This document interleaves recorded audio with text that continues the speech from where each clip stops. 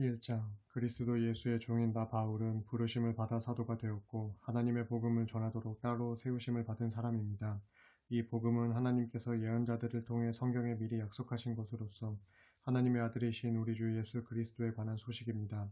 그분은 인간의 몸으로는 다윗의 후손으로 태어나셨고 거룩한 영으로는 죽은 자들 가운데서 부활하심으로써 능력 있는 하나님의 아들로 인정되신 분입니다. 우리는 그분을 통하여 오직 은혜로 사도의 직분을 받았는데 그것은 우리가 그분의 이름을 널리 전함으로써 모든 나라의 사람들이 그분을 믿고 그분께 순종하도록 하려는 것입니다. 여러분도 그들 가운데서 부르심을 받아 오늘날 예수 그리스도께 속한 사람들이 되었습니다. 그러므로 나는 하나님의 사랑을 받아 성도로 부르심을 받은 로마에 사시는 여러분 모두에게 우리 아버지 하나님과 우리 주 예수 그리스도께서 은혜와 평강을 내려주시기를 빕니다.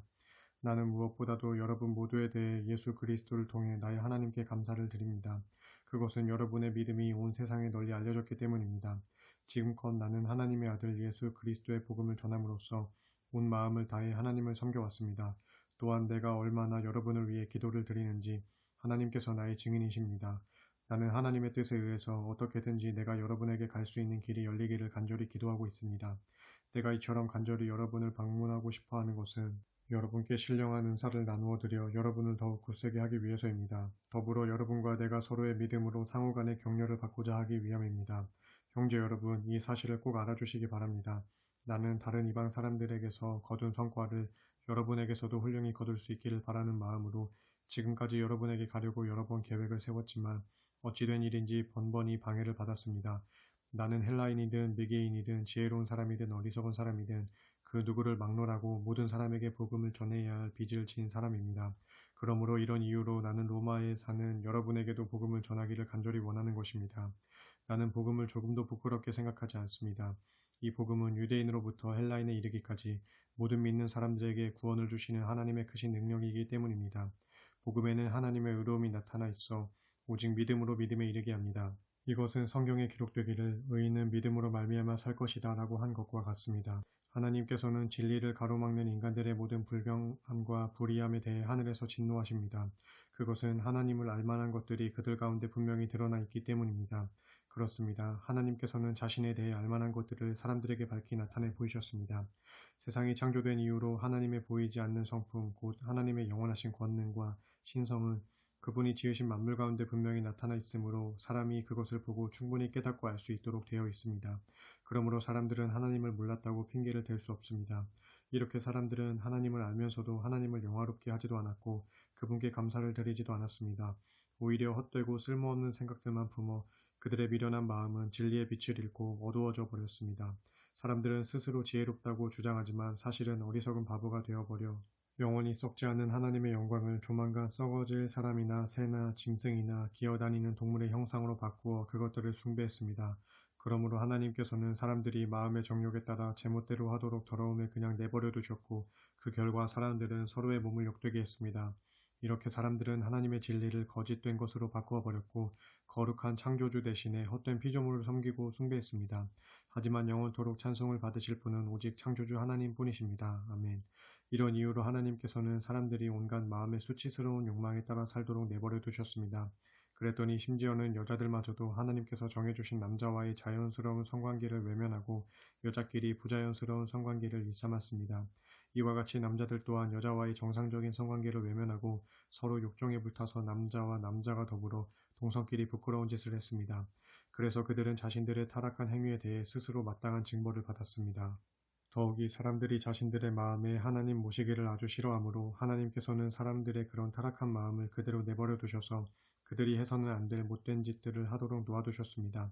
그 결과를 보십시오. 사람들은 온갖 불의와 갱과 탐욕과 악의로 가득 차 있으며 또한 질투와 살인과 분쟁과 사기와 악독으로 가득 차 버렸습니다.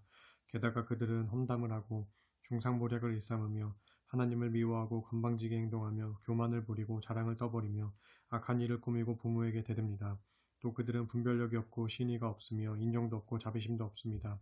그들은 이런 짓을 행하는 자는 죽어 마땅하다는 하나님의 공의로운 법도를 잘 알면서도 돌이키지 않고 그런 짓을 스스로 계속 할 뿐만 아니라 그런 짓을 행하는 사람들을 잘한다고 부추기까지 합니다. 2장 그러므로 남을 판단하여 정죄하는 사람이여 그대는 죄가 없다고 변명할 수 없습니다. 남을 판단하여 정죄하는 그 일로 결국 그대는 자기 스스로를 정죄하는 셈입니다. 왜냐하면 남을 판단하여 정죄하는 그대도 그 사람과 똑같은 짓을 행하고 있기 때문입니다. 우리는 하나님의 심판이 진리에 따라 이런 일을 행하는 사람들에게 공의롭게 내려진다는 것을 압니다. 이런 일을 행하는 사람을 판단하여 정죄하면서도 자기 자신도 이런 일을 행하는 사람이여 그대가 하나님의 심판을 피할 수 있을 줄로 생각합니까? 그렇지 않으면 선하신 하나님께서 그대를 인도하여 회개의 자리로 이끌고자 하시는데도 그것을 알지 못하므로 그분께서 베푸시는 풍성한 인자하심과 용납하심과 오래 참으심을 오히려 멸시하는 것입니까? 그대가 회개할 줄 모르는 완고함과 완악함을 발휘하는 그만큼 그대는 장차 하나님의 공의로운 심판의 날에 자신이 받을 진노를 스스로 쌓아 올리고 있는 것입니다. 하나님께서는 각 사람들에게 그들이 행한 대로 갚아주실 것입니다. 인내로서 꾸준히 선한 일을 행함으로 영광과 존귀와 썩지 않을 것을 추구하는 사람에게는 하나님께서 영원한 생명으로 갚아주시고 자기 이익만을 추구하면서 진리를 거스르고 불의를 좇는 사람에게는 진노의 형벌을 내리실 것입니다. 악한 일을 행하는 모든 사람에게는 유대인이나 헬라인이나 가릴 것 없이 환난과 고통을 주실 것이지만 선한 일을 행하는 모든 사람에게는 유대인이나 헬라인이나 가릴 것 없이 영광과 존귀와 평강을 주실 것입니다. 하나님께서는 사람을 차별하지 않으시기 때문입니다. 율법을 모르고 죄를 저지르는 사람은 율법과 상관없이 멸망할 것이고 율법을 알면서도 죄를 저지르는 사람은 율법에 따라 심판을 받을 것입니다. 하나님 앞에서는 율법을 알아듣는 사람이 의로운 사람이 아니라 오직 율법을 지켜 행하는 사람이 의롭다고 인정을 받게 될 것이기 때문입니다. 율법을 갖고 있지 않은 이방 사람이 본래의 양심에 따라 율법이 명하는 바를 행하면 그들은 율법을 갖고 있지 않아도 그들 자신이 스스로에게 율법이 됩니다. 이런 사람들은 율법이 그들 자신의 본래 마음에 새겨져 있다는 것을 보여주며 그 일에 대해 그들의 양심이 증인이 됩니다. 그래서 어떤 일을 놓고 그들의 생각 속에서 그 일이 옳은 일인지 그른 일인지 스스로의 양심에 따라 고발도 하고 변호하기도 합니다. 마침내 이런 일은 내가 전한 복음대로 하나님께서 그리스도 예수를 통해 사람들의 은밀한 삶을 심판하실 그날에 모두 드러나게 될 것입니다. 그런데 보십시오. 스스로를 유대인이라 부르는 그대는 율법에 의지하면서 하나님을 믿는다고 자랑합니다. 그대는 자부하기를 율법에 따라 가르침을 받아왔기 때문에 하나님의 뜻이 무엇인지를 알고 또 무엇이 지극히 선한 것인지를 분별할 줄을 안다고 합니다. 진정 자기 자신이야말로 눈먼 사람들의 길잡이이고 어둠 속에서 헤매는 사람들의 등불이라고 확신합니다. 게다가 율법을 통해서 진리와 지식을 다 알고 있으므로 어리석은 사람들을 인도하고 어린아이처럼 믿음이 약한 사람들을 가르칠 자격이 있다고 자신합니다. 자, 그렇다면 그대는 왜 다른 사람은 가르치면서 자기 자신은 가르치지 못합니까? 다른 사람에게는 도둑질하지 말라고 설교하면서 왜 자기 자신은 도둑질을 하는 것입니까? 다른 사람에게는 간음하지 말라고 하면서 왜 자신은 간음을 합니까? 우상이라면 아주 질색을 하는 그대가 어째서 우상을 모신 신전의 물건을 훔치는 것입니까? 하나님의 율법을 알고 있다고 자랑하면서도 왜 자신은 그 율법을 어겨 하나님을 욕되게 합니까?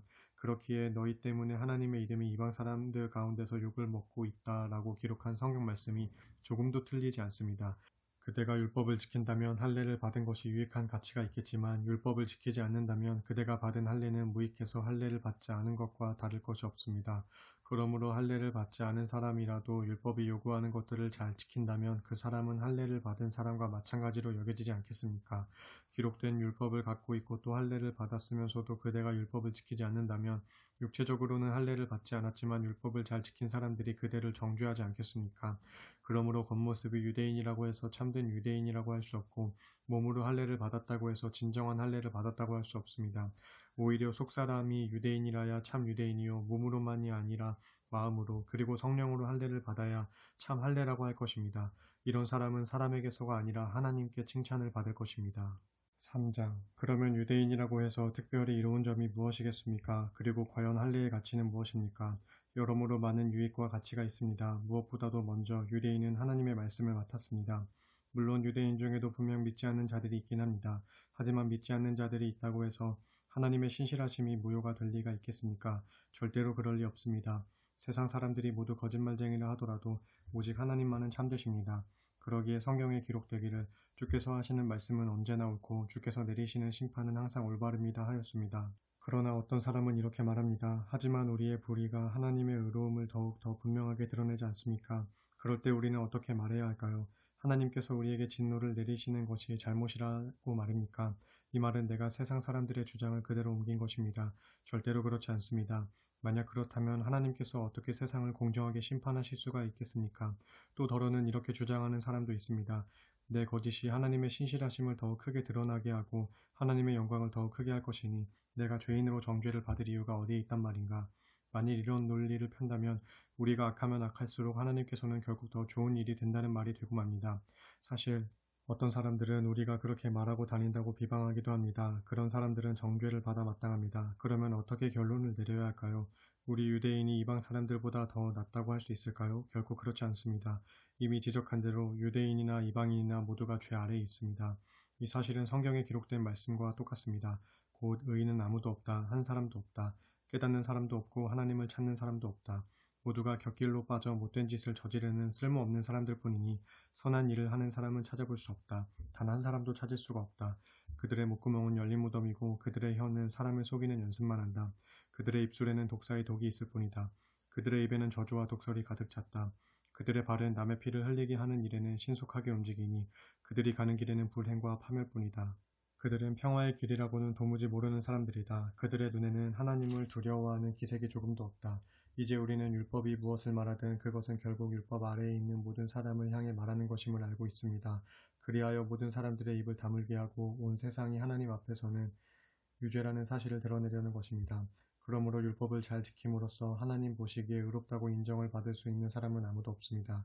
하나님의 율법은 우리로 하여금 스스로가 죄인이라는 사실을 깨닫게 해줄 따름입니다. 그러나 이제 율법과는 상관없이 하나님께 의롭게 받아들여지게 되는 길이 하나님에게서 나타났습니다. 거기에 대해서는 율법과 예언자들이 한결같이 증언하고 있습니다. 하나님에게서 비롯된 이 의로움은 예수 그리스도를 믿는 모든 사람들에게 주어지는 것입니다. 거기에는 아무런 차별이 없습니다. 그것은 모두가 죄를 지어서 하나님의 영광에는 이를 수가 없는 처지이기 때문입니다. 이처럼 모두가 죄인일지라도 그리스도 예수께서 마련해 놓으신 죄사함을 통해 하나님의 은혜로 말미암아 모두가 아무런 대가도 치르지 않고 값없이 하나님께 의롭다는 인정을 받을 수 있습니다.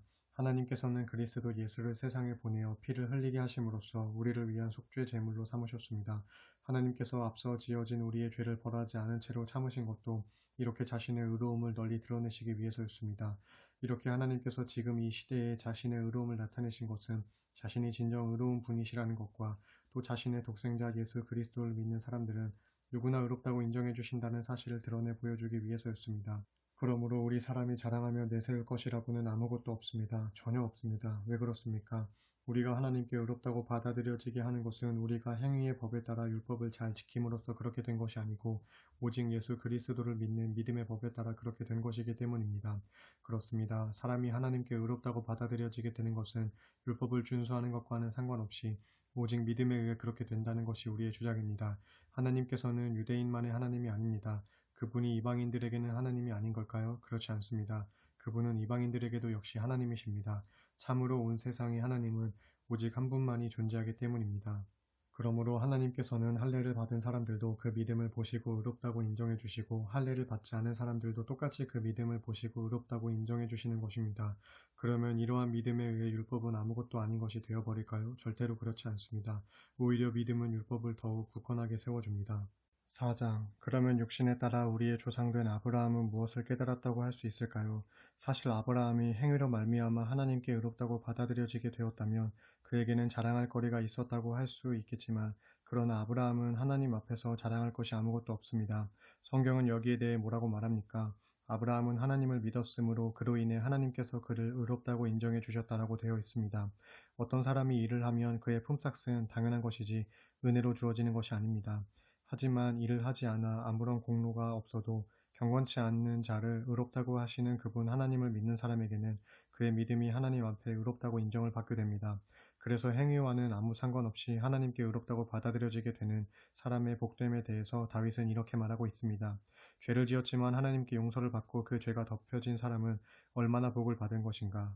주께서 그 죄를 묻지 않으시고 죄 없다고 인정해주는 사람은 얼마나 복을 받은 것인가. 이런 복은 할례를 받은 사람에게만 내리는 것입니까? 아니면 할례를 받지 않은 사람에게도 내리는 것입니까?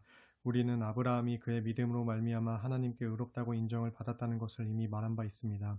그러면 아브라함이 그렇게 인정을 받은 상황은 어떠했습니까? 그가 할례를 받은 후였습니까? 아니면 그 이전이었습니까?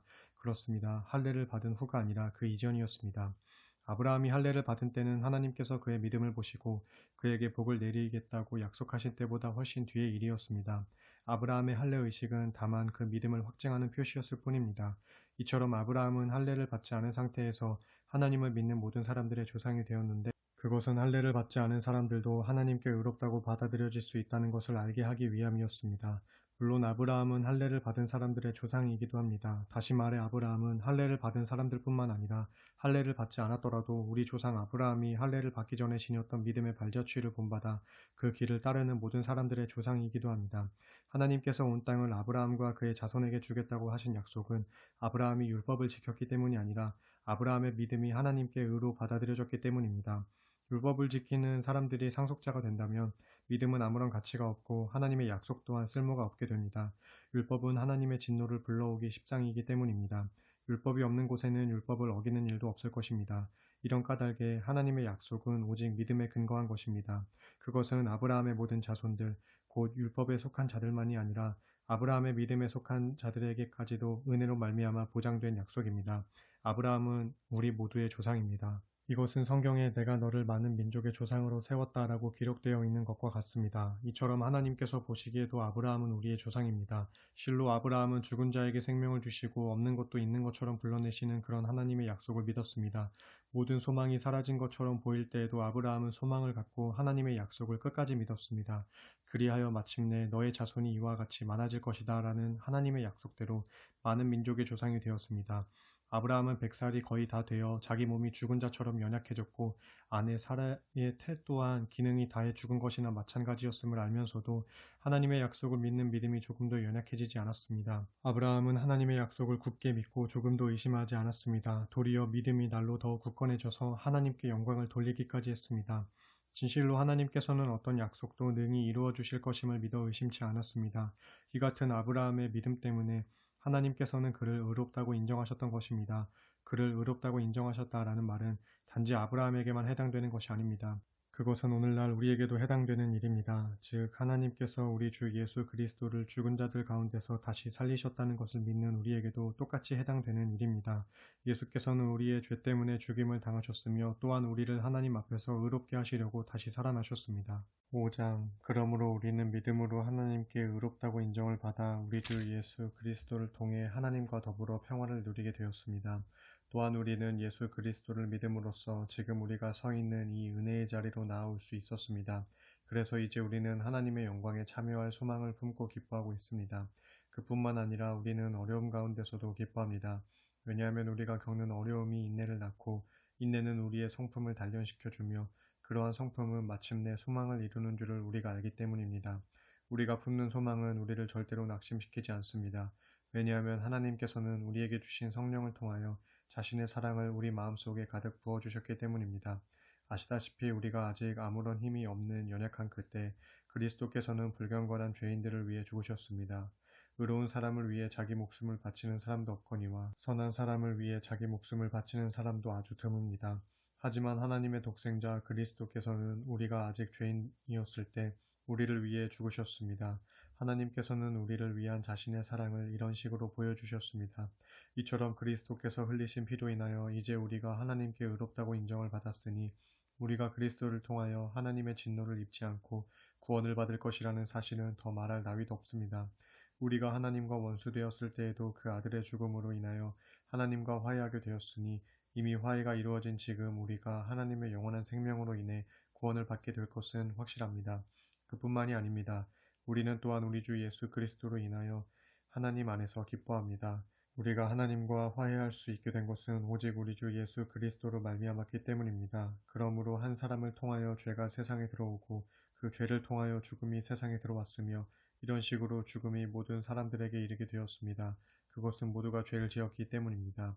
율법이 주어지기 이전에도 세상에는 여전히 죄가 있었지만 율법이 없을 때에는 죄가 죄로 여겨지지 않았습니다. 그럼에도 불구하고 아담 시대로부터 모세 시대에 이르기까지 아담과 같은 죄를 짓지 않는 사람들도 죽음의 지배를 받았습니다. 즉 그들에게도 죽음이 왕노릇했습니다. 말하자면 인류의 첫사람 아담은 장차 오실 분 곧 그리스도의 모형이었습니다. 하지만 하나님께서 그리스도를 통해 주시는 선물은 아담이 죄를 지었을 때와 같지 않습니다. 왜냐하면 비록 한 사람 아담이 지은 죄로 인해 많은 이들이 죽었지만 하나님께서 베푸신 은혜 곧 한 사람 예수 그리스도로 말미암는 은혜의 선물은 그보다 훨씬 많은 사람들에게 풍성히 차고 넘쳤기 때문입니다. 또한 하나님의 크신 은혜는 한 사람 아담이 지은 죄가 가져온 결과와도 같지 않습니다. 비록 한 사람 아담이 지은 죄로 인해 모든 사람이 죄인이라는 판결을 받게 되었지만 하나님께서 예수 그리스도를 통해 거저 주신 크신 은혜의 선물로 말미암아 많은 죄인들이 무죄 판결을 받아 의롭다고 인정받았기 때문입니다. 한 사람 아담이 죄를 범함으로써 그 한 사람으로 인해 죽음이 왕노릇하게 되었다면 하나님의 크신 은혜와 의롭다 하심의 선물을 풍성하게 받는 모든 사람들은 한 분 예수 그리스도로 말미암아 참 생명 안에서 영원토록 왕노릇하게 될 것이라는 사실이 더욱 확실합니다. 결국 한 사람이 죄를 범한 결과로 모든 사람들이 정죄를 받았듯이 이제는 한 사람의 의로운 행위로 말미암아 모든 사람들이 하나님께 의롭다는 인정을 받아서 참 생명을 얻게 되었습니다. 다시 말해 한 사람 아담의 불순종으로 인해 많은 사람들이 죄인으로 판정을 받았듯이 한 사람 그리스도의 순종으로 인해 더욱더 많은 사람들이 하나님께 의인으로 판정을 받을 것입니다. 사실 율법이 더해짐으로써 죄가 더욱 증가되었습니다. 하지만 죄가 많아진 그만큼 은혜 또한 더욱 넘치게 되었습니다. 그래서 죄가 죽음을 통하여 사람들에게 왕노릇한 것과 같이 은혜 역시 의를 통하여 사람들에게 왕노릇하여 우리 주 예수 그리스도로 말미암아 하나님의 은혜로 주어지는 영원한 생명에 이르게 하려는 것입니다. 6장. 그러면 이제 우리가 어떻게 말해야 하겠습니까? 하나님의 은혜가 더욱 커질 수 있도록 죄를 계속해서 지어야 하는 것입니까? 절대로 그럴 수 없습니다. 죄에 대해서는 이미 죽은 상태인데 우리가 어떻게 죄 가운데서 그대로 살 수 있단 말입니까? 우리 모두는 세례를 받아 그리스도 예수와 연합하여 하나가 되었으므로 예수의 죽음과도 연합하여 역시 하나가 되었습니다. 여러분은 이것을 알지 못합니까? 그러므로 우리는 세례를 받음으로써 그리스도와 연합하여 그분과 함께 묻힌 것입니다. 이것은 그리스도께서 하나님 아버지의 영광에 힘입어 죽은 자들 가운데서 살아나신 것처럼 우리 또한 죽음을 이기고 새 생명 가운데서 살게 하려는 것입니다. 우리가 그리스도와 연합하여 그분과 하나가 됨으로써 그리스도께서 죽으실 때 우리도 함께 죽은 사람이 되었다면 부활에 있어서도 우리는 또한 부활하신 그분과 하나가 될 것임이 분명합니다. 우리의 옛 자아가 그리스도와 함께 십자가에 못 박혀 죽은 것은 죄의 얽매인 몸을 또한 죽여서 더 이상은 죄의 노예가 되지 않게 하려는 것임을 우리는 압니다. 그런 까닭은 죽은 사람은 이미 죄의 세력으로부터 해방된 것이기 때문입니다. 우리가 그리스도와 함께 죽었다면 우리는 또한 그분과 함께 다시 살아날 것임을 분명히 믿습니다. 우리가 알기로 그리스도께서 죽음에서 살아나셨으므로 다시는 죽지 않으실 뿐만 아니라 죽음이 더 이상 그분을 지배하지 못합니다. 그리스도께서 죽으신 것은 죄에 대하여 단번에 죽으신 것이고 그리스도께서 사시는 것은 하나님을 위해 영원히 사시는 것입니다. 여러분도 이와 같이 죄에 대해서는 죽은 자로 여기시고 하나님께 대해서는 그리스도 예수 안에서 산 자로 여기십시오. 그러므로 여러분은 삶과 죄가 여러분의 죽을 육신을 지배하지 못하게 해서 여러분이 육신의 정욕에 굴복하는 일이 없도록 하십시오. 여러분은 육신의 한 부분이라도 죄에 내맡겨 죄의 도구가 되게 해서는 안 됩니다. 도리어 죽은 자들 가운데서 살아난 사람들답게 여러분 자신을 하나님께 바쳐야 합니다. 그래서 하나님께서 여러분의 몸의 모든 부분을 의의 도구로 사용할 수 있도록 하십시오. 죄가 다시는 여러분의 주인이 될 수 없습니다. 이제 여러분은 율법 아래 있는 것이 아니라 은혜 아래 있기 때문입니다. 그러면 어떻게 해야 하겠습니까? 우리가 율법 아래 있지 않고 은혜 아래 있기 때문에 죄를 지어도 상관없다는 말입니까? 절대로 그렇지 않습니다. 여러분이 자기를 누군가에게 맡김으로써 그의 종이 되어 그를 섬기면 여러분은 여러분이 섬기는 그 사람의 종이 되는 줄을 알지 못합니까? 여러분은 죄의 자신을 맡김으로써 죄의 종이 되어 죽음에 이르거나 아니면 하나님께 순종하는 데 자신을 맡김으로써 의에 이르게 됩니다. 그러나 하나님께 감사할 일은 여러분이 이전에는 죄의 종으로 살아왔지만 이제는 진심으로 하나님의 말씀에 순종하게 됨으로써 이제 여러분이 죄로부터 해방되어 의의 종이 되었다는 사실입니다. 여러분의 육신이 연약함으로 나는 이것을 사람의 방식대로 쉽게 풀어 설명합니다. 여러분이 이제껏 여러분의 몸을 더럽고 사악한 것들에 내맡겨 죄의 종으로 살아온 것처럼 이제는 여러분의 몸을 의의 종으로 들여 거룩함에 이르도록 하십시오. 여러분이 죄의 종으로 살아갈 때는 의로움 따위에는 아무 관심도 없었습니다. 그런데 그런 삶의 결과가 어떠했습니까? 지금은 그런 삶을 부끄러워하지 않습니까? 그렇습니다. 그런 생활은 여러분을 죽음에 이르게 할 뿐입니다. 그러나 이제 여러분은 죄로부터 해방되어 하나님의 종이 되었고, 그래서 거룩한 열매를 맺는 삶을 살고 있습니다. 그리고 그런 삶은 여러분을 영원한 생명에 이르게 합니다. 죄의 대가는 오직 죽음입니다. 그러나 하나님께서 거저 주시는 선물은 우리 주 예수 그리스도 안에 있는 영생입니다. 7장 형제 여러분, 여러분이 율법을 잘 알고 있으니 말씀드립니다만 여러분은 율법이 살아있는 사람들에게만 구속력이 있다는 사실을 알고 계십니까? 예를 들어 봅시다. 율법에 의하면 결혼한 여자는 남편이 살아있는 동안에는 남편에게 묶여 지내야 합니다. 그러나 남편이 죽으면 그녀는 더 이상 법적인 이유로 남편에게 얽매일 필요가 없습니다. 남편이 살아있는데도 다른 남자와 결혼한 여자는 간통죄를 짓는 것이지만 남편이 죽은 상태에서는 그 법에서 벗어나게 되는 것이므로 다른 남자와 결혼을 하더라도 간통죄가 전혀 성립되지 않습니다. 그러므로 형제 여러분, 여러분 역시 십자가에 못 박혀 죽으신 그리스도의 몸을 통해 율법에 대해서 죽은 자가 되었습니다. 그래서 여러분은 율법의 얽매임에서 벗어나 이제부터는 죽은 자들 가운데서 살아나신 분, 곧 예수 그리스도께 속한 사람이 되었습니다. 그것은 우리로 하여금 하나님을 위한 열매를 맺도록 하기 위함입니다. 이전에 우리가 죄 많은 육신의 지배를 받을 때에는 율법으로 말미암아 생겨나는 죄의 정욕이 우리 몸의 지체 안에서 작용하여 결국 죽음에 이르는 열매를 맺었습니다. 그러나 지금은 우리를 올가매고 있던 율법에 대하여 죽었으므로 거기서 완전히 해방되었습니다. 그래서 이제부터 우리는 문자로 기록된 법에 따르는 낡은 방식으로서가 아니라 성령의 새로운 방식에 따라 하나님을 섬길 수 있게 되었습니다. 그러면 이제 우리가 무엇이라고 말해야 하겠습니까? 율법이 죄입니까? 결코 그렇지 않습니다. 율법이 없었더라면 나는 죄가 무엇인지 알 수 없었을 것입니다. 만일 율법이 탐내지 말라 하고 말하지 않았더라면 나는 탐욕이 무엇인지 알지 못했을 것이기 때문입니다. 그러나 죄가 이 율법의 계명을 통해 기회를 틈타서 내 안에 온갖 종류의 탐욕을 일으켰습니다. 정녕 율법이 없으면 죄 또한 있을 수 없습니다. 전에는 내가 율법을 알지 못해 살아 있었지만 율법의 계명을 알고부터는 죄가 살아났고 반면에 나는 죽고 말았습니다. 나를 생명으로 이끌어야 할 그 율법 계명이 실제로는 나를 죽음으로 이끈다는 것을 깨달았습니다. 그것은 죄가 율법의 계명을 통하여 기회를 틈타 나를 기만하여 속이고 또 그 계명으로 나를 죽게 만들었기 때문입니다. 그러므로 사실 율법은 거룩한 것이고 계명 역시 거룩하고 의로우며 선한 것입니다. 그렇다면 그 거룩한 율법과 선한 계명이 나에게 죽음을 가져다 주었단 말입니까? 결코 그렇지 않습니다. 단지 죄가 죄로 드러나도록 하기 위해 죄가 그 거룩한 율법과 선한 계명을 방편으로 삼아 내게 죽음을 가져왔을 뿐입니다. 이와 같이 계명을 통하여 죄가 철저히 죄답게 될 수 있었습니다. 우리는 율법이 신령한 것인 줄 잘 알고 있습니다. 하지만 나는 육신의 메인 몸이 되어 죄에게 나를 종으로 팔아버렸습니다. 나는 내가 무엇을 행하고 있는지 도무지 알지 못하겠습니다. 왜냐하면 내가 행하기를 원하는 것을 행하지 않고 도리어 내가 행하고 싶지 않은 것을 행하기 때문입니다. 만일 내가 행하고 싶지 않은 것을 행해서는 안 된다고 생각한다면 그것은 곧 율법이 선한 것이라는 사실에 내가 동의하고 있는 것입니다. 사실이 그러하다면 그와 같은 일을 행하는 자는 내 자신이 아니라 내 속에 살고 있는 죄라고 할 수 있습니다. 나는 내 속에 곧 나의 죄 많은 육신 안에 선한 것이 없다는 것을 알고 있습니다. 왜냐하면 선한 일을 행하려는 원함은 내게 있지만 실제로는 선한 일을 행하지 않기 때문입니다. 나는 내가 원하는 선한 일을 행하지 않고 도리어 내가 원하지 않는 악한 일을 행하고 있습니다. 만일 내가 행하고 싶어 하지 않는 일을 행하고 있다면 그것을 행하는 자는 더 이상 내가 아니라 내 속에 살고 있는 죄입니다. 그러므로 나는 여기에서 한 가지 법칙을 깨달았습니다. 그것은 곧 선한 일을 행하기 원하는 나에게 항상 악이 함께 있다는 사실입니다. 진실로 내 마음에 있는 속사람은 하나님의 법을 기뻐합니다. 그러나 내 몸의 다른 부분들 속에는 다른 법이 자리 잡고 있어서 내 마음의 법과 맞서 싸워 나를 죄의 법의 포로로 만들어버리는 것을 봅니다. 아, 나는 참으로 비참한 사람입니다. 누가 이러한 죽음의 몸에서 나를 구해내겠습니까? 오직 우리 주 예수 그리스도를 통하여 나를 구해주신 하나님께 감사를 드릴 뿐입니다. 그러므로 내가 마음으로는 하나님의 법을 따르고 있지만 육신으로는 아직도 죄의 법을 따르고 있습니다.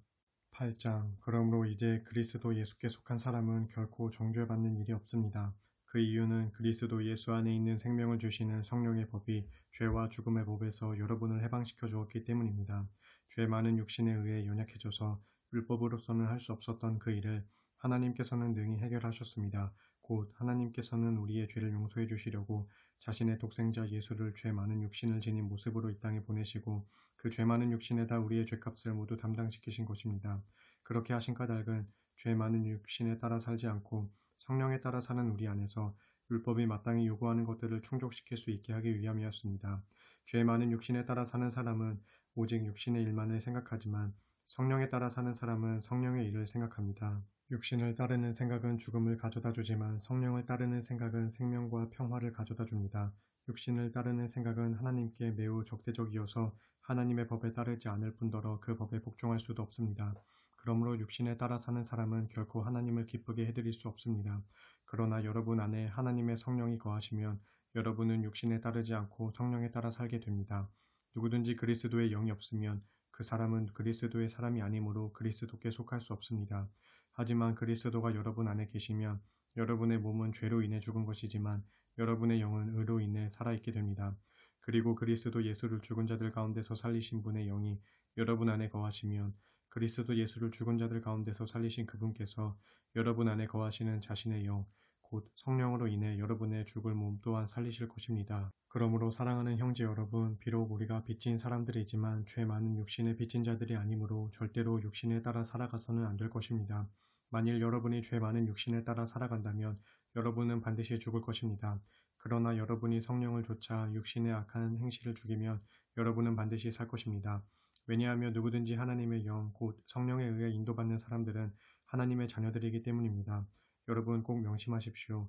여러분은 여러분을 또다시 두려움에 사로잡히게 하는 종의 영을 받은 것이 아닙니다. 여러분은 여러분을 하나님의 자녀가 되게 하는 양자의 영을 받았습니다. 그래서 우리는 그 영으로 말미암아 하나님을 아바 아버지라고 부르는 것입니다.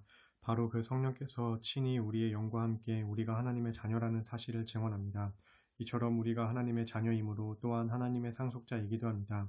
우리가 그리스도의 영광을 함께 받으려고 또한 그분과 더불어 고난을 함께 받는다면 우리는 그리스도와 함께 공동 상속자가 되는 것입니다.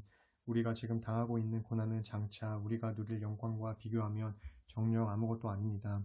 모든 피조물은 하나님의 자녀들이 나타나기를 애타게 기다리고 있습니다. 비록 모든 피조물이 허무한데 굴복하고 말았지만 그것은 스스로의 선택에 의해서가 아니라 그렇게 굴복하게 하신 분의 뜻에 따른 것입니다. 그러나 모든 피조물에게도 소망이 있는데 그 소망은 피조물 자신도 장차 썩어질 것에 종살이에서 해방되어 하나님의 자녀가 누릴 영광스러운 자유에 함께 참여하는 것입니다. 그리하여 우리는 모든 피조물이 지금까지 함께 신음하면서 함께 해산의 고통을 겪어왔다는 것을 알고 있습니다. 그뿐만 아니라 성령을 첫 열매로 받은 우리 역시 속으로 신음하면서 지금의 고통에서 벗어나기 위해 하나님의 자녀로서 완전한 권리를 누리게 될 날, 곧 하나님께서 우리 몸을 완전히 속량하여 주실 날을 간절히 고대하고 있습니다. 이러한 소망 가운데서 우리는 구원을 받았습니다. 진실로 눈에 보이는 소망은 소망이라고 할 수 없습니다. 이미 보이는 것을 소망할 사람이 누가 있겠습니까? 그러나 우리가 아직 보이지 않는 것을 소망한다면 우리는 끝까지 참고 견디면서 그 소망을 기다려야 합니다. 성령께서도 우리의 연약함을 적극 도와주십니다. 사실 우리는 무엇을 위해 기도해야 할지 잘 알지 못합니다. 그러나 성령께서는 말로 다 표현할 수 없는 절실함으로 우리를 위해 아주 적절하게 기도해 주십니다. 사람의 깊은 속마음을 살펴 아시는 아버지 하나님께서는 성령의 생각을 훤히 아십니다. 그것은 성령께서 오직 하나님의 뜻에 따라 성도를 위해 성도를 대신해서 하나님께 간구하고 있기 때문입니다. 하나님을 사랑하는 사람들, 곧 하나님께 부르심을 받아 그분의 뜻대로 살아가는 사람들에게는 모든 일들이 서로서로 협력해서 결국에는 선을 이룰 것임을 우리는 알고 있습니다. 하나님께서는 처음부터 누가 자신에게 올 사람인가를 미리 아시고 그들로 하여금 자기 아들과 같이 될 수 있도록 또한 미리 정해두셨습니다. 그것은 하나님께서 자기 아들 예수 그리스도를 모든 믿음의 형제들 가운데서 맏아들이 되게 하시려고 그렇게 하신 것입니다. 그리하여 하나님께서는 미리 정해둔 사람들을 적절한 때에 부르시고 또한 부르신 그 사람들을 의롭다고 인정해 주시고 또한 의롭다고 인정해 주신 그 사람들을 영광스럽게 하셨습니다. 그렇다면 이런 일을 두고 우리가 무슨 말을 할 수 있겠습니까? 이처럼 하나님께서 우리 편인데 누가 감히 우리를 대적할 수 있단 말입니까? 생각해 보십시오. 하나님께서는 우리를 위해 자기 독생자까지도 아낌없이 선뜻 내어주셨습니다. 그러할진대 하물며 그 아들과 함께 다른 모든 것들도 우리에게 선물로 거저 주시지 않을 리가 있겠습니까? 하나님께서 선택하신 사람들을 누가 감히 고소하겠습니까? 우리를 의롭다고 인정해 주신 분은 다른 누구가 아닌 바로 하나님이십니다. 그러니 누가 감히 우리를 죄인이라고 정죄하겠습니까? 정녕 그리스도 예수께서는 우리를 위해 죽으셨을 뿐만 아니라 죽은 자들 가운데서 다시 살아나셔서 지금 하나님의 오른편에 앉아 우리를 위해 간구하고 계십니다. 누가 감히 우리를 그리스도의 사랑에서 떼어놓을 수 있겠습니까? 고통입니까? 역경입니까? 핍박입니까? 굶주림입니까? 헐벗음입니까? 위험입니까? 아니면 칼입니까?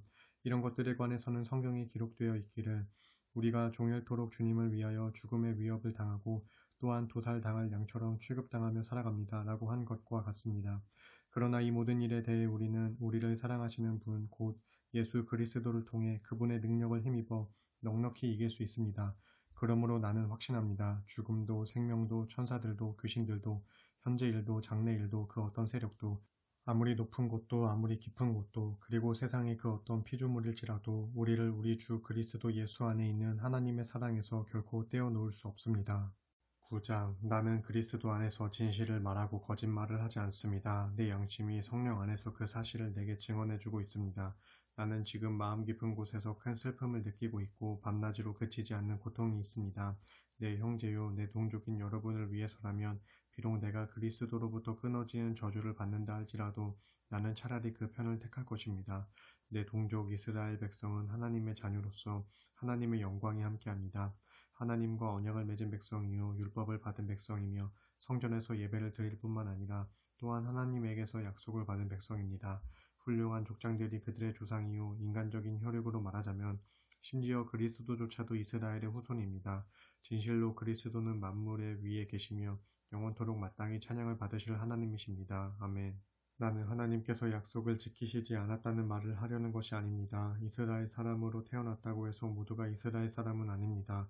아브라함의 후손이라고 해서 모두가 다 그의 자녀가 아닙니다. 다만 하나님께서는 아브라함에게 이삭을 통하여 태어난 자들만을 내 자손이라고 부르겠다라고 말씀하셨습니다. 이것은 육신의 자녀가 하나님의 자녀가 아니라 오직 약속의 자녀라야 참된 아브라함의 자손으로 인정을 받는다는 말입니다. 일찍이 하나님께서 아브라함에게 주신 약속의 말씀은 이렇습니다. 내년에 내가 다시 올 때쯤 내 아내 사라에게 아들이 있을 것이다. 그뿐만이 아닙니다. 리브가 역시 우리 조상인 이삭 한 사람에게서 쌍둥이를 임신했습니다. 하지만 쌍둥이가 태어나기도 전에 즉 그때는 그들이 좋은 일이든 나쁜 일이든 어떤 일을 행하기 전인데도 하나님께서는 누구를 선택하시겠다는 뜻을 분명히 정했습니다. 그것은 선택의 표준이 사람의 행위에 달려있지 않고 오직 부르시는 분께 달려있음을 나타내 보여주기 위함이었습니다. 그래서 하나님께서는 리브가에게 형이 동생을 섬기게 될 것이다 라고 말씀하셨습니다. 그것은 또 성경에 나는 야곱을 사랑하였고 에서는 미워하였다 라고 한 것과 같습니다. 그러면 우리가 무엇이라고 말해야 할까요? 하나님은 불공평한 분일까요? 절대로 그렇지 않습니다. 일찍이 하나님께서는 모세에게 나는 불쌍하게 여길 사람을 불쌍하게 여기고 어여삐 여길 사람을 어여삐 여길 것이다 라고 말씀하셨습니다. 그러므로 하나님의 선택은 사람의 의지나 노력에 달려있는 것이 아니고 오직 불쌍히 여기시는 하나님의 자비에 달려 있습니다. 그래서 성경에는 하나님께서 파라오를 두고 하신 말씀이 이렇게 기록되어 있습니다. 내가 너를 그 자리에 세운 것은 이 일을 하기 위함인데 곧 너로 말미암아 나의 능력을 나타내 보여줌으로써 내 이름이 온 세상에 널리 알려지게 하려는 것이다. 이처럼 하나님께서는 자신의 기쁘신 뜻에 따라 자신이 원하시는 대로 하십니다. 그래서 불쌍히 여기시고자 하는 사람을 불쌍히 여겨 자비를 베푸시고 완악하게 하시고자 하는 사람을 완악하게 만드십니다. 그러면 그대는 내게 이렇게 말할지도 모릅니다. 그렇다면 왜 하나님께서는 우리에게 책임을 묻습니까? 도대체 누가 하나님의 뜻을 거역할 수 있단 말입니까? 오, 그렇게 말하지 마십시오. 그대가 누구이기에 감히 하나님께 말대꾸를 한단 말입니까? 생각해 보십시오. 만들어진 것이 자기를 만든 분에게 왜 나를 이렇게 만들었소 하고 따질 수 있겠습니까? 토기장이가 진흙 한 덩어리를 가지고 같은 흙으로 하나는 귀하게 쓸 그릇을 다른 하나는 아무렇게나 쓸 그릇을 만들 권리가 없겠습니까? 하나님께서 하신 일도 이와 똑같습니다. 하나님께는 멸망할 수밖에 없는 인간들에게 자신의 진노와 능력을 나타내 보이실 당연한 권리가 있지 않겠습니까? 그러나 하나님께서는 이런 인간들에 대해서도 오래도록 참아오셨습니다. 또한 하나님께는 자신의 영광이 얼마나 풍성한가를 모든 사람이 볼 수 있도록 자신이 자비를 베풀겠다고 작정하신 사람들에게 은혜를 베푸실 권리가 있지 않겠습니까? 그래서 하나님께서 그런 권리를 사용하셨더라도 그게 뭐가 잘못되었단 말입니까?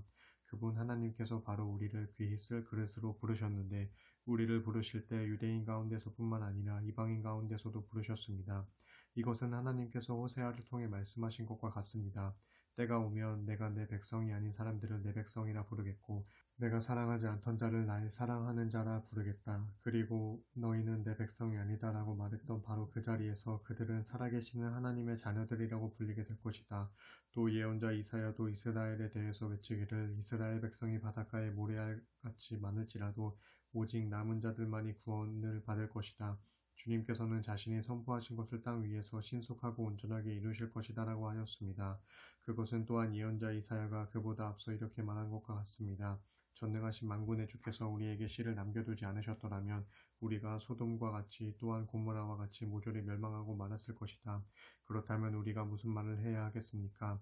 하나님을 찾지 않던 이방인들은 믿음으로 의롭다는 인정을 받았습니다. 하지만 율법을 지키려고 애쓰던 이스라엘은 하나님께 의롭다는 인정을 받지 못하였습니다. 왜 그렇습니까? 이스라엘은 믿음에 의해 의롭게 되려고 한 것이 아니라 행위에 의해 의롭게 되려고 헛되이 애썼기 때문입니다. 이처럼 그들은 걸림돌에 걸려 스스로 넘어진 것입니다. 이런 사실은 성경에 기록되기를 보라, 내가 시온의 사람들을 걸려 넘어지게 하는 돌을 놓겠고 사람들이 부딪힐 수 있는 바위를 놓겠다. 그러나 누구든지 그분 메시아를 믿는 자는 결코 수치를 당하지 않을 것이다 라고 한 것과 같습니다. 10장 형제들이여, 나는 내 동족 이스라엘 백성이 구원받기를 마음속 깊이 진심으로 원하여 그 일로 하나님께 기도해 왔습니다. 나는 이스라엘이 하나님을 섬기는 데 얼마나 열성적인지 밝히 증언할 수 있습니다. 하지만 그들의 열성은 올바른 지식에 근거한 것이 아닙니다. 그들은 하나님에게서 비롯되는 의를 알지 못하고 자기들 스스로 의를 세우려고 애씀으로써 하나님의 의를 따르지 않았습니다. 그래서 그리스도께서는 주를 믿는 모든 사람들로 하여금 하나님의 의에 이르도록 하기 위해 율법을 온전히 이루어 주셨습니다. 일찍이 모세는 기록하기를 사람이 율법대로 따라 살면 하나님의 의에 이를 수 있고 그래서 그 의로 인해 살 것이다 라고 하였습니다. 그러나 믿음을 통해서 오는 하나님의 의에 대해서는 이렇게 말합니다. 여러분은 마음속으로 그리스도를 모셔내리려고 누가 하늘에 올라가겠느냐 하고 말하지 마십시오. 또는 마음속으로 그리스도를 죽은 자들 가운데서 모셔 올리려고 누가 지옥에 내려가겠느냐 하고 말하지도 마십시오. 그렇다면 이 말은 무엇을 뜻합니까? 성경에 기록되기를 말씀은 너희 가까이에 있다, 너희의 입속에 있고 너희의 마음속에 있다라고 했습니다. 그렇습니다. 우리가 전파하는 것이 바로 이 믿음의 말씀입니다. 만일 여러분이 예수는 나의 주님이십니다 라고 입으로 고백하고 또한 하나님께서 예수를 죽은 자들 가운데서 살리셨다라는 사실을 마음으로 믿으면 여러분은 구원을 받을 것입니다. 이처럼 사람이 마음으로 믿으면 하나님께 의롭다는 인정을 받게 되고 입으로 그 믿음을 고백하면 구원을 얻게 됩니다. 성경에 기록되기를 누구든지 그리스도를 믿는 사람은 결코 수치를 당하는 일이 없을 것이다 라고 했습니다. 이 점에서는 유대인이나 이방인이 아무런 차별이 없습니다. 똑같은 주님이 모두의 주님이시고 주님께서는 자신께 구하는 사람 누구에게나 풍성한 복을 내려주십니다. 실로 그러합니다. 누구든지 주님의 이름을 부르는 사람을 구원을 얻을 것입니다. 그런데 생각해 보십시오. 주님을 믿지 않는다면 그들이 어떻게 주님을 부를 수 있겠습니까? 또 주님의 이름을 한 번도 들어본 적이 없다면 어떻게 주님을 믿을 수 있겠습니까? 또 누군가 주님에 대해 전하는 사람이 없다면 그들이 어떻게 들을 수 있겠습니까? 또 보내시는 분이 없다면 누가 어떻게 가서 전할 수 있겠습니까?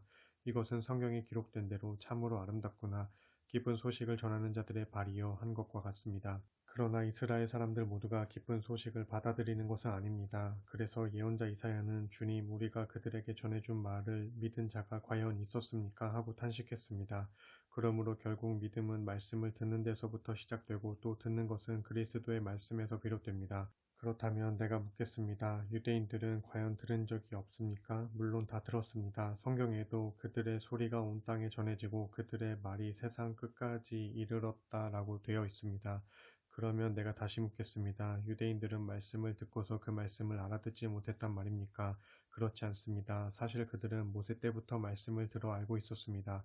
그래서 하나님께서는 먼저 모세를 통하여 이렇게 말씀하셨습니다. 나도 내 백성이 아닌 족속을 사랑하여 너희로 질투하게 하고 또 내가 어리석은 민족으로 너희를 분노하게 하겠다. 또 예언자 이사야는 담대하게 외치기를 나는 나를 찾지 않던 사람들에게 알려질 것이고 나에게 도와달라고 청하지도 않은 사람들에게 나를 드러내 보여주겠다라고 했습니다. 또 이사야는 이스라엘에 대한 하나님의 심정을 전하면서 내가 복종하지 않고 거역하는 백성을 품으려고 하루 종일 내 팔을 벌렸다라고 했습니다. 11장 형제들이여, 그러면 내가 다시 묻습니다. 하나님께서 자기 백성을 버리신 것입니까? 결코 그렇지 않습니다. 나 역시 이스라엘 사람이고 아브라함의 후손으로서 베냐민 지파에 속한 사람입니다. 하나님께서는 미리 알고 처음부터 선택한 자기 백성을 버리신 일이 없습니다. 여러분은 타락한 이스라엘을 처벌해달라고 호소하는 엘리야 선지자에 대해 성경에 어떻게 말하고 있는지 알지 못합니까? 엘리야가 주님께 호소하기를 주여, 저들은 주님의 예언자들을 다 죽이고 주님의 제단을 모조리 허물어 버렸습니다.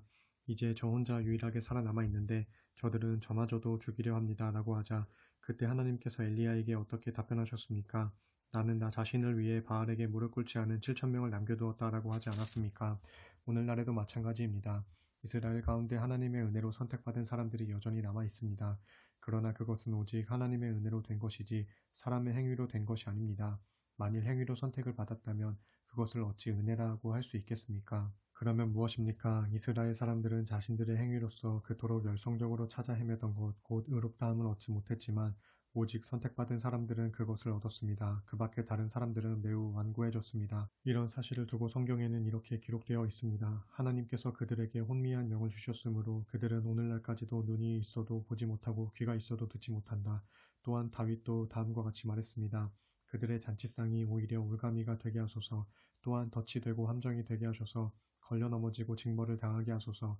그리고 그들의 두 눈을 어둡게 하셔서 보지 못하게 하시고 그들의 등이 항상 구부러져 있게 하소서. 내가 다시 묻습니다. 그렇다면 그들은 넘어져서 다시는 일어날 수 없게 되었습니까? 결코 그렇지 않습니다. 그들이 잘못을 저지른 탓에 하나님의 구원이 이방인들에게 이르게 되었는데 그것은 이스라엘로 하여금 질투심을 불러일으키기 위함이었습니다. 이처럼 이스라엘의 잘못이 세상의 부요함이 되고 이스라엘의 실패가 이방인들에게 부요함을 가져다 주었다면 만일 이스라엘이 하나님 앞에 온전하게 서게 되면 그들은 얼마나 더 많은 부요함을 누릴 수 있게 되겠습니까?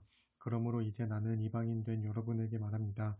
내가 이방 사람들에게 말씀을 전하는 사도로 부름을 받은 만큼 나는 내가 맡은 직분을 무척 영광스럽게 여깁니다.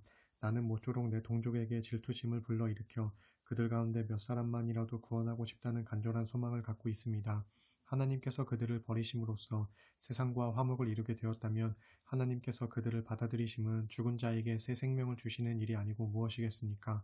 빵 반죽 덩어리에서 처음에 떼어 본 빵 반죽이 잘 되어 있으면 나머지 부분도 잘 되어 있게 마련이고 나무의 뿌리가 성하면 그 가지도 성한 법입니다.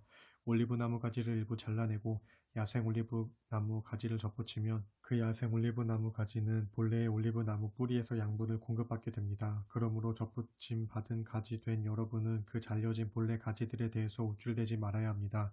그 까닭은 가지가 뿌리를 지탱해 주는 것이 아니라 어디까지나 뿌리가 가지를 지탱해 주기 때문입니다. 이 사실을 명심하십시오. 여러분은 이렇게 생각할 수 있습니다. 내가 접붙여질 수 있도록 본래 가지들이 잘려나간 거야. 물론입니다. 그러나 본래 가지들이 잘려나간 것은 그들이 하나님을 믿지 않았기 때문이고 여러분이 접붙여진 것은 하나님을 믿었기 때문입니다.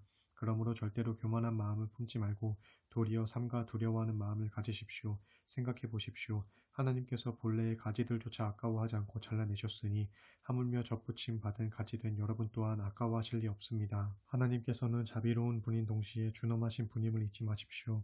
하나님께서는 자신을 거역하는 자신들에게는 매우 준엄하시지만 겸손히 자신의 관대함 안에 머물러 있는 사람에게는 늘 관대하게 대하십니다. 그렇지 않으면 여러분 또한 잘려나갈 것입니다.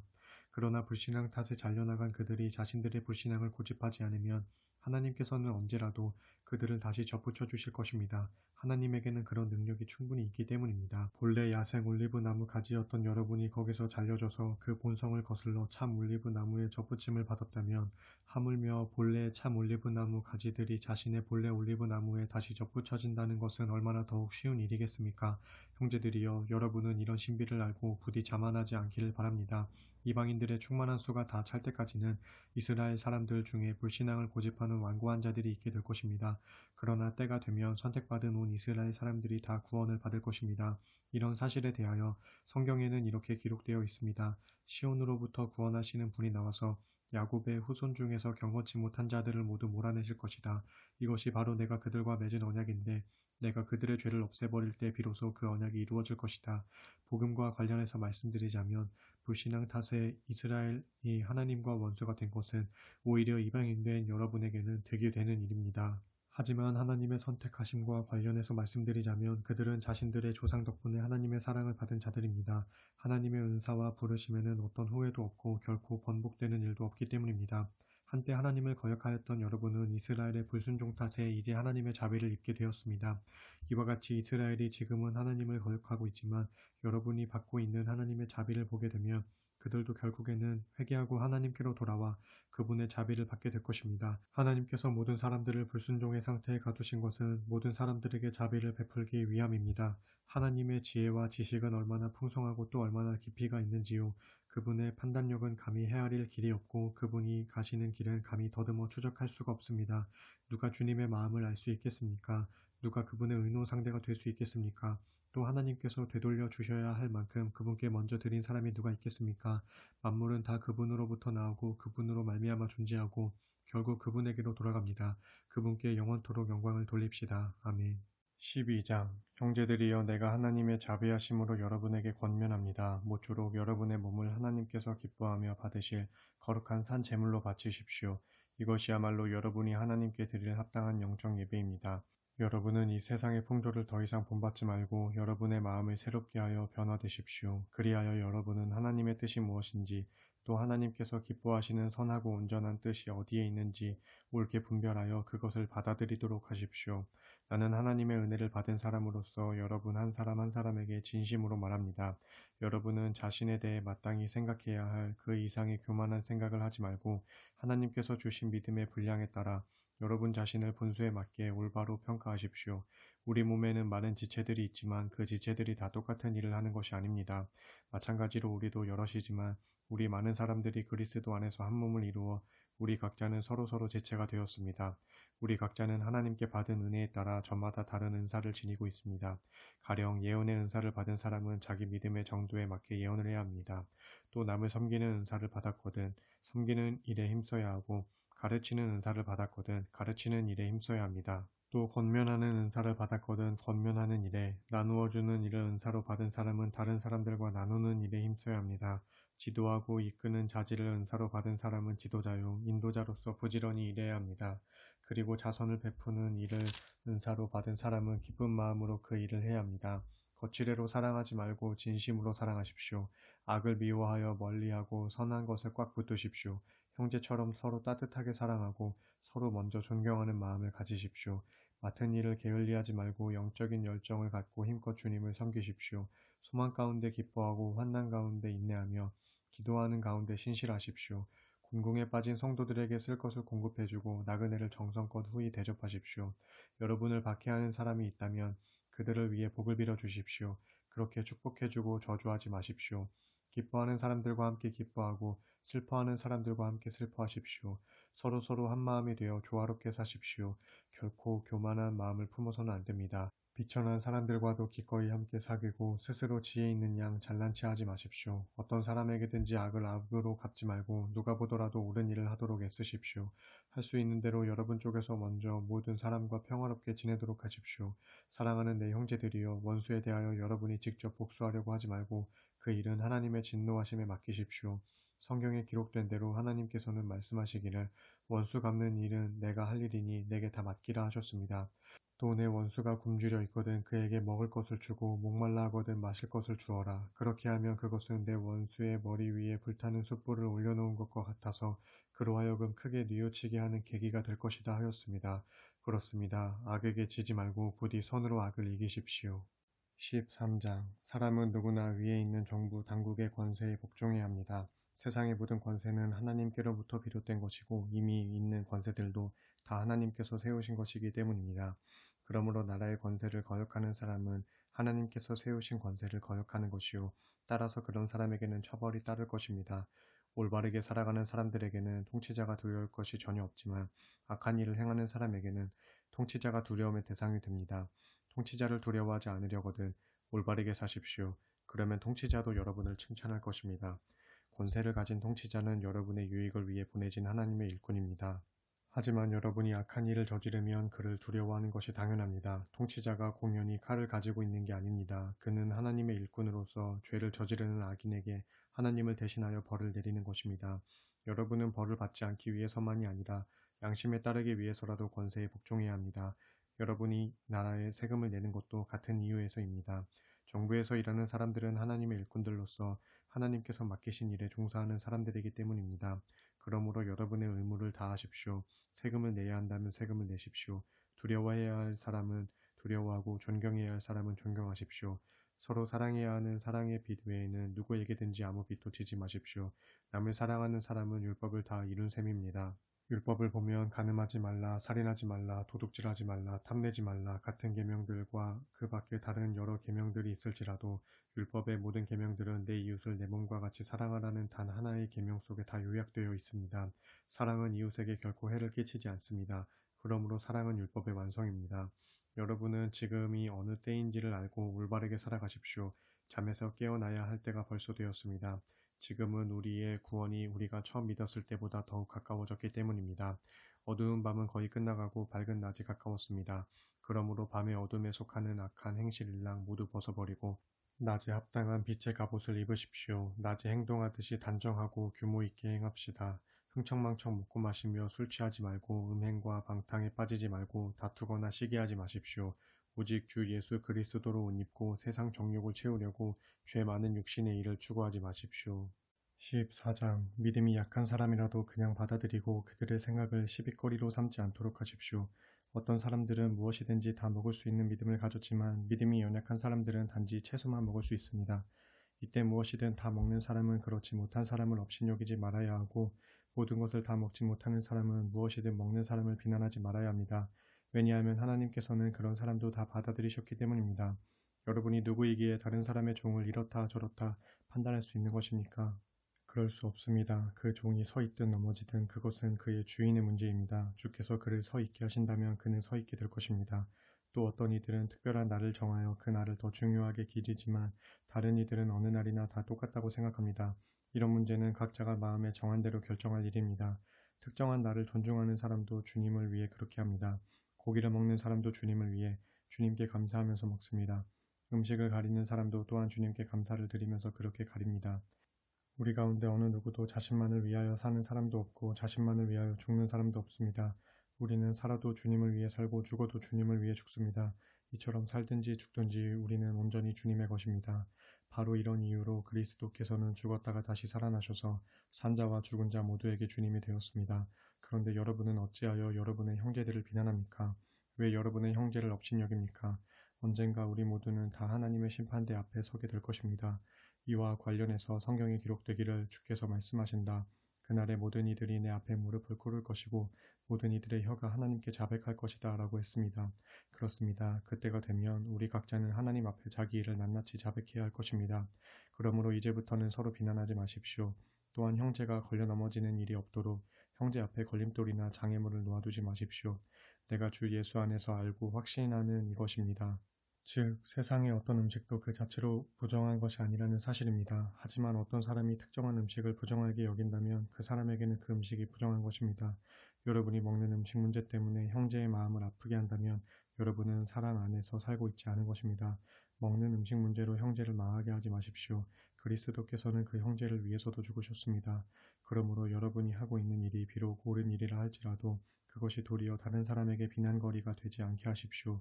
분명히 말하지만 하나님의 나라는 먹고 마시는 문제가 아니라 성령 안에서 누리는 의와 평강과 기쁨의 문제이기 때문입니다. 이렇게 그리스도를 섬기는 사람은 누구든지 하나님께 기쁨이 되고 사람에게도 인정을 받습니다. 그러므로 우리는 모쪼록 서로 화목하게 지내고 서로 덕을 세우는 일에 힘씁시다. 다시 강조하지만 음식 문제로 인해 하나님의 일을 그르치지 마십시오. 본래 모든 음식은 다 깨끗합니다. 그러나 어떤 음식을 먹음으로 해서 그 일이 다른 사람을 걸려 넘어지게 하면 그것은 잘못된 일입니다. 형제를 걸려 넘어지게 하는 일이라면 차라리 고기도 먹지 않고 술도 마시지 않는 편이 낫습니다. 그 일이 무엇이든 다른 형제를 걸려 넘어지게 하는 일은 삼가하지 말아야 합니다. 이런 것들에 대해서 여러분이 믿는 바 확신을 하나님 앞에서 고이 지켜나가십시오. 누구든지 스스로 옳다고 생각하는 일을 행하면서 스스로를 정죄하지 않는 사람은 복이 있습니다. 그러나 의심을 품고 무엇을 먹는 사람은 이미 스스로를 정죄한 것입니다. 그 까닭은 그가 믿음에 따라 행한 것이 아니기 때문입니다. 명심하십시오. 믿음에 따라 행하지 않은 것은 다 죄입니다. 15장 믿음이 강한 우리는 믿음이 약한 사람들의 약점과 잘못에 대해서도 너그럽게 감싸주어야 합니다. 우리는 자신만을 위해 자기 좋을 대로 살아서는 안 됩니다. 우리는 저마다 이웃을 기쁘게 하고 이웃의 유익을 위해 살아야 하며 이웃에게 덕을 세우도록 해야 합니다. 우리 주 그리스도께서도 결코 자신이 기뻐하는 대로 살지 않았습니다. 그러므로 성경에 기록되기를 주님을 욕하는 자들의 그 욕이 나에게 떨어졌다라고 했습니다. 무엇이든지 이전에 기록된 모든 말씀은 우리에게 교훈을 주기 위해 쓰인 것입니다. 그래서 우리는 성경 말씀을 통해 인내를 배우고 위로를 받는 가운데 소망을 품고 살아가게 됩니다. 인내와 위로를 주시는 하나님께서 여러분을 도와 서로가 같은 뜻을 품고 한 마음이 되어 그리스도 예수를 따를 수 있게 되기를 바랍니다. 그리하여 우리 모두가 한 마음과 한 입으로 하나님 곧 우리 주 예수 그리스도의 아버지께 영광을 돌릴 수 있게 되기를 빕니다. 그러므로 그리스도께서 하나님께 영광을 돌리고자 여러분을 받아들이신 것처럼 여러분도 서로를 받아들이십시오. 내가 여러분에게 말하고 있는 것은 이러합니다. 예수 그리스도께서 할례받은 사람들 곧 유대인의 종이 되신 것은 하나님의 신실하심을 드러내 보이고 또한 우리 조상에게 하신 약속을 확증하시기 위함이었습니다.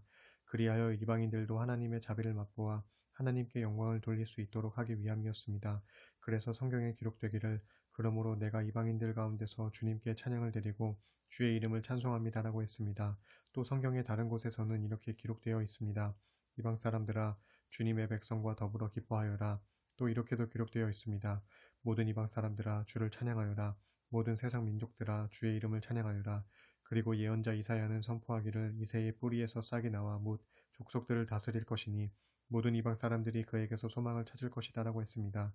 진실로 소망을 주시는 하나님께서 믿음에서 비롯되는 모든 기쁨과 평강을 여러분에게 충만하게 채우셔서 여러분이 성령의 권능으로 차고 넘치는 소망의 삶을 살아갈 수 있기를 빕니다. 나의 형제들이여 나는 여러분이 충분히 선하고 온갖 지식이 넘쳐나서 서로가 서로를 가르치며 권면할 수 있다고 분명히 믿습니다. 그럼에도 불구하고 내가 감히 여러분께 이런 편지를 쓰는 것은 하나님께서 내게 주신 은혜로 인하여 여러분에게 몇 가지를 새로이 상기시켜 드리고자 함입니다. 나는 하나님의 은혜로 여러분 이방인들을 위해 예수 그리스도의 일꾼이 되었습니다.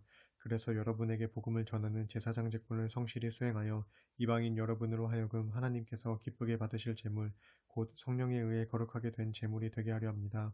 그러므로 나는 그리스도 예수 안에서 하나님을 섬기는 일을 영예롭게 생각합니다. 나는 이방인들을 그리스도께 인도하여 그들로 하여금 내가 말하고 행하는 것에 따라 하나님께 복종하도록 하기 위해 그리스도께서 나를 부르셨다는 것 외에는 다른 할 말이 없습니다. 그 일은 표적과 기적의 권능으로 그리고 성령의 능력으로 이루어졌습니다. 그리하여 나는 예루살렘에서 일루리곤에 이르기까지 두루 돌아다니며 그리스도의 복음을 남김없이 전하였습니다. 또한 나는 그리스도의 이름이 아직 알려지지 않은 곳에, 그래서 다른 사람이 토대를 닦아놓지 않은 낯선 곳에 그리스도의 복음을 전하겠다는 열망을 늘 품고 다녔습니다. 이와 관련해서 성경에는 이렇게 기록되어 있습니다. 그리스도에 관하여 알지 못하던 사람들이 보게 될 것이요 듣지 못했던 사람들이 듣고 깨닫게 될 것이다. 그래서 나는 여러 차례 여러분에게 가려 했지만 이런 이유로 번번이 여러분을 방문하지 못하였습니다. 그러나 이제 이 지역에는 내가 가야 할 곳이 더 이상 없고 또 여러 해 동안 여러분을 만나기 위해 간절히 바랐으므로 이번에 스페인에 갈 때 로마에도 들러 여러분을 방문할 생각입니다. 그곳 로마에서 얼마 동안 여러분과 함께 기쁨을 나눈 후에 여러분의 후원을 받아 스페인으로 갈 수 있게 되기를 바랍니다. 그러나 지금은 우선 예루살렘에 있는 형제들을 돕기 위해 그리로 가고 있습니다. 마케도니아 및 아가야에 있는 형제들이 어려움을 겪고 있는 예루살렘 형제들을 돕기 위해 헌금을 해서 구제금을 마련해 주었기 때문입니다. 그들은 평소부터 예루살렘의 형제들에게 빚을 지고 있다고 생각해 왔던 터라 이 일을 기쁜 마음으로 해주었습니다. 그렇습니다. 이방인으로서 유대인들의 영적인 복을 나누어 받았으니 이제는 이방인들이 자신들의 물질적인 복을 유대인들과 더불어 나누어야 할 의무가 있습니다. 그러므로 나는 이 일을 완수하여 이 열매를 예루살렘 형제들에게 확실하게 전달한 후 여러분이 있는 로마에 들렀다가 멀리 스페인으로 가려고 합니다. 내가 여러분에게 갈 때는 주께서 주신 충만한 복을 함께 갖고 가게 될 것입니다. 형제 여러분, 내가 주 예수 그리스도를 힘입고 또 성령의 사랑을 힘입어 여러분에게 간절히 부탁합니다. 나도 여러분을 위해 항상 기도하지만 여러분도 주님의 일을 위해 애쓰는 나를 위해 하나님께 열심히 기도해 주십시오. 내가 유대에 있는 믿지 않는 자들에게 화를 입지 않도록, 그리고 내가 지금 가져가는 구제금이 예루살렘에 있는 믿음의 형제들에게 기쁘게 받아들여지도록 기도해 주십시오. 그렇게 되면 나는 하나님의 뜻에 따라 기쁜 마음으로 여러분을 방문해서 여러분과 함께 기쁨을 나누면서 편히 쉴 수 있는 시간을 가질 수 있을 것입니다. 평강의 하나님께서 여러분 모두와 함께 하시기를 빕니다. 아멘. 16장 겐그레아 교회 일꾼이요 우리의 자매인 베베를 여러분에게 추천합니다. 여러분은 성도의 사랑으로 주 안에서 그녀를 정중하게 맞아들이고 그녀가 여러분에게 무엇을 원하든지 힘껏 도와주시기를 바랍니다. 지금껏 그녀는 많은 사람들을 도와주었고 나도 도움을 많이 받았습니다. 브리스가와 아골라에게 안부를 전해주십시오. 이분들은 그리스도 예수 안에서 나와 함께 일하는 나의 동역자들입니다. 그들은 나를 위해 위험을 무릅쓰고 목숨을 걸었던 사람들입니다. 나뿐만 아니라 모든 이방교회 성도들도 그들에게 감사하고 있습니다. 그리고 그들 부부의 집에서 예배드리기 위해 모이는 사람들에게도 안부를 전해주십시오. 또한 나의 좋은 친구인 에베네도에게도 안부를 전해주십시오. 그는 아시아 지역에서 맨 먼저 그리스도인이 된 전도의 첫 열매입니다. 여러분을 위해 몸을 아끼지 않고 도와준 마리아에게도 안부를 전해주십시오. 또 나의 친척이며 나와 함께 감옥에 갇힌 일도 있는 안드로니고와 유니아에게도 안부를 전해주십시오. 그들은 나보다 먼저 그리스도인이 된 사람들로 사도들에게서도 존경을 받고 있습니다. 주 안에서 내가 사랑하는 암블리아에게도 안부를 전해주십시오. 그리스도 안에서 우리의 동역자인 우르바누 및 나의 사랑하는 스다구에게도 안부를 전해주십시오. 주님을 위해 숱한 고생을 한 아벨레에게도 안부를 전해주시고 또 아리스도블로의 가족들에게도 안부를 전해주십시오. 나의 친척 헤로디온에게도 안부를 전해주시고 나기수의 집안 사람들에게도 안부를 전해주십시오. 주 안에서 수고한 주의 일꾼 드루베나 및 드루보사에게도 안부를 전해주십시오. 주를 위해 많은 수고를 아끼지 않은 사랑하는 버시에게도 안부를 전해주십시오. 주 안에서 택하심을 받은 루포 및 그의 어머니에게도 안부를 전해주십시오. 루포의 어머니는 곧 나의 어머니이기도 합니다. 아순그리도, 블레곤, 험에, 바드로바, 허마, 그리고 그들과 함께 있는 모든 형제자매들에게도 안부를 전해주십시오. 빌롤로고, 율리아, 네레오의 자매, 올름바, 그리고 그들과 함께 있는 모든 성도들에게도 안부를 전해주십시오. 성도들 간의 거룩한 입맞춤으로 서로 문안하십시오. 여기 있는 모든 그리스도의 교회가 여러분에게 문안 인사를 드립니다. 형제 여러분, 이 편지를 마치기 전에 내가 여러분에게 당부합니다. 여러분은 지금까지 복음에 대해 여러분이 배워온 것과는 달리 반대되는 교훈을 가르침으로써 교회의 분열을 일으키고 여러분의 신앙을 회방하는 자들이 있으면 그런 자들을 삼가 경계하고 멀리하십시오. 그런 자들은 우리 주 예수 그리스도를 섬기는 것이 아니라 자기들의 이익만을 추구하는 자들입니다. 그런 자들의 그럴듯한 말과 아첨하는 말에 순박한 사람들은 미혹을 받아 자주 속아 넘어갑니다. 그러나 여러분의 순종에 대해서는 모두가 잘 알고 있습니다. 나는 여러분으로 인해 무척 기뻐하고 있습니다. 나는 진실로 여러분이 옳은 일에 현명하게 처신하고 악한 일에는 순진해져서 어떠한 악에도 물들지 않게 되기를 바랍니다. 평강의 하나님께서 이제 곧 사탄을 여러분의 발 아래에서 짓밟히게 하실 것입니다. 우리 주 예수의 은혜가 여러분과 함께 하기를 바랍니다. 나의 동역자 디모데를 비롯해서 나의 친척 누기오, 야손, 그리고 소시바더가 여러분에게 문안 인사를 전합니다. 이 편지를 받아 쓰고 있는 나 더디오도 주님 안에서 여러분에게 문안 인사를 드립니다. 가이오도 여러분에게 문안 인사를 드립니다. 나뿐 아니라 온 교회가 그의 집에서 신세를 지고 있습니다. 또한 이 도시의 재무관인 에라스도 및 믿음의 형제 구아도도 여러분에게 문안 인사를 드립니다. 우리 주 예수 그리스도의 은혜가 여러분 모두와 함께하기를 바랍니다. 아멘. 오랜 세월 동안 감추어져 있었던 비밀이 드러남에 따라 내가 전하는 복음 곧 예수 그리스도에 관한 선포의 말씀으로 여러분의 믿음을 능히 굳세게 세워주시는 하나님께 또한 영원하신 하나님의 명령에 따라 예언자들의 글을 통해 이제는 그 비밀이 밝히 드러나고 알려져서 모든 민족이 믿고 순종하게 된 하나님께 그리고 오직 한 분이시며 지혜로우신 그분 하나님께 예수 그리스도로 말미암아 영광이 영원 무궁토록 함께하기를 빕니다. 아멘.